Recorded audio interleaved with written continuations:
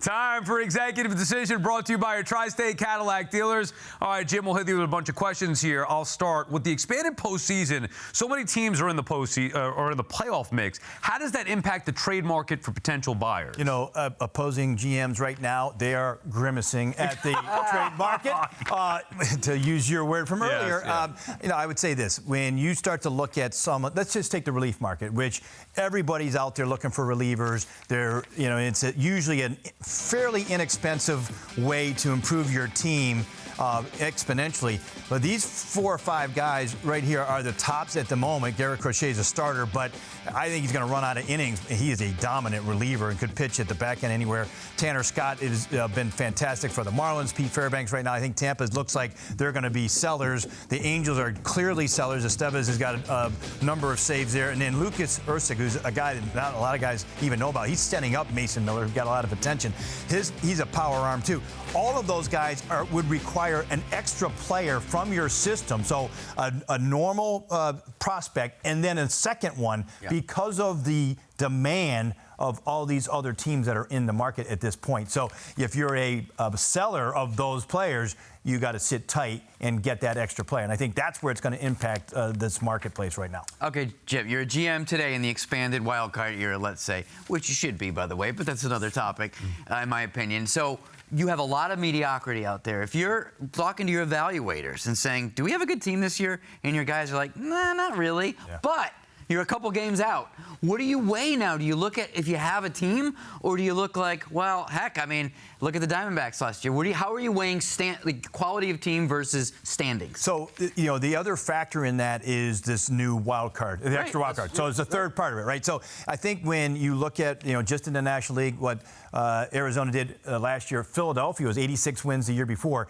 Like, most executives I talk to, they want to be around 500, worse, right around 500, because it just takes 3-4 wins and you can get yourself in. So I think you have to kind of look at that, back off a little bit on your overall evaluation of what you remember, because you do have to compare yourself to the rest of the league. And I think that's where these teams are going to have a really hard decision. They think that they're mediocre, but they actually have more of a chance than they used to in the past. Yeah. Let's bring Sarah back in. Sarah, what do you have for Jim? How would you pivot from being a buyer to, or excuse me, from being a seller to maybe a buyer at this point in the season, the way the Mets might be doing right now? Yeah, you know, that's an interesting one, right, to try to pivot, whether seller or buyer, right? But, you know, as a GM, you're kind of going down this one path. Early in May, you've made that decision. You're like, oh, we're clearly sellers. But David Stearns has been doing this for a long time. He knows, in his experience, you got to wait and see this thing play out a little bit. Thankfully, he did. You know, now they're in the mix. And so, you know, those decisions, they get made about this time, give or take, you know, a week or two. And it's not that difficult to pivot to one to the other, because that's what you're used to. Where you're really stuck is if you aren't sure which you are. If you're, you know, in that middle ground and you have to do both and you're trying to deploy your scouts, that becomes a bit of a nightmare. You have to really be focused on teams that you can actually match up with, rather than just being a sole buyer. One thing I was thinking last night watching the Yankee game, Soto misplayed a ball in right field. I actually did it again today.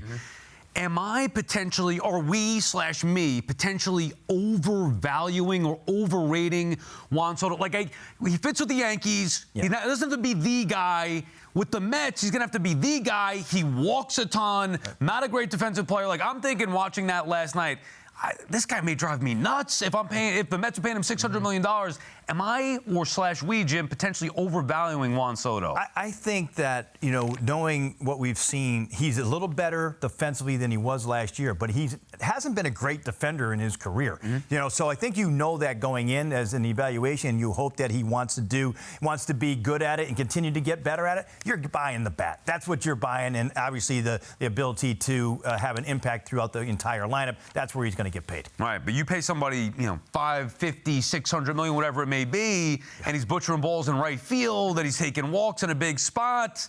Guys sitting on a chair can maybe get a little testy.